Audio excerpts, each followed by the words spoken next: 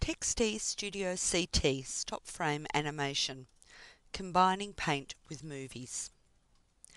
As you can see, I've drawn a big face here using the paint application, and I'm going to add a really big smile.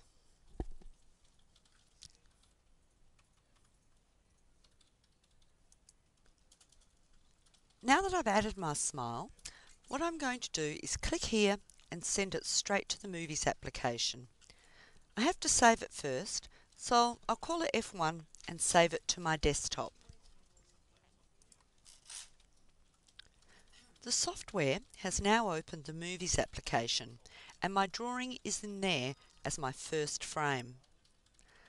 I'll drop it onto my timeline, then minimise the Movies application and go back to Paint.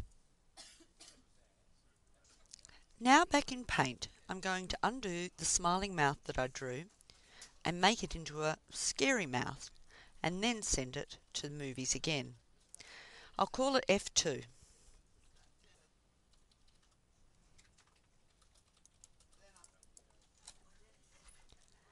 Okay, so I'm back in the Movies application again, and there is my new picture that I've just drawn. I'll drag that one also into my timeline.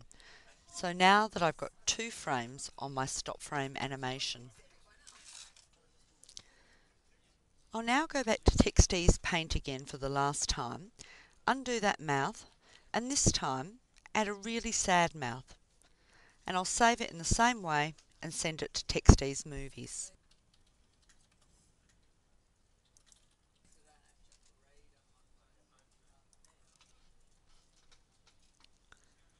Now that we're back in Textease Movies, I have my last frame to add.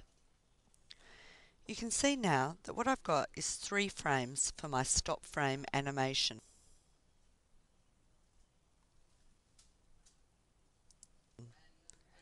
Let's have a look and see how that will play.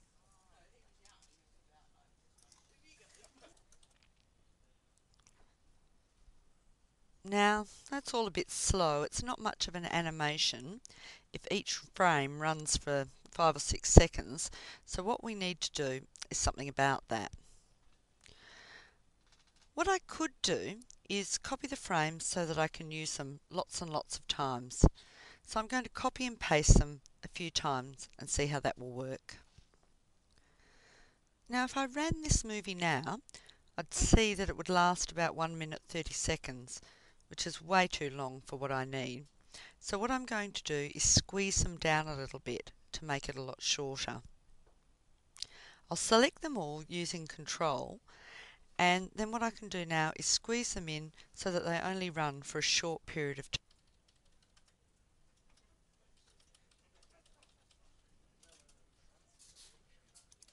time. All of this editing does take a bit of fiddling, a bit of jiggling, but it's all a bit of fun.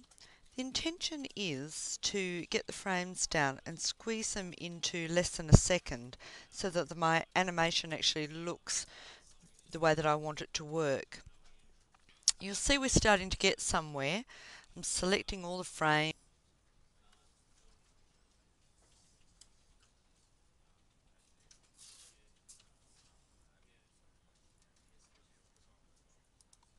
And copying them and pasting them several times, how it all looks.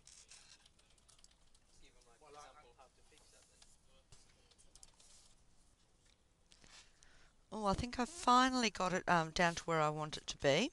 So now what I'm going to do is play it and have a look and see how it works. And I'm going to run it on a full screen.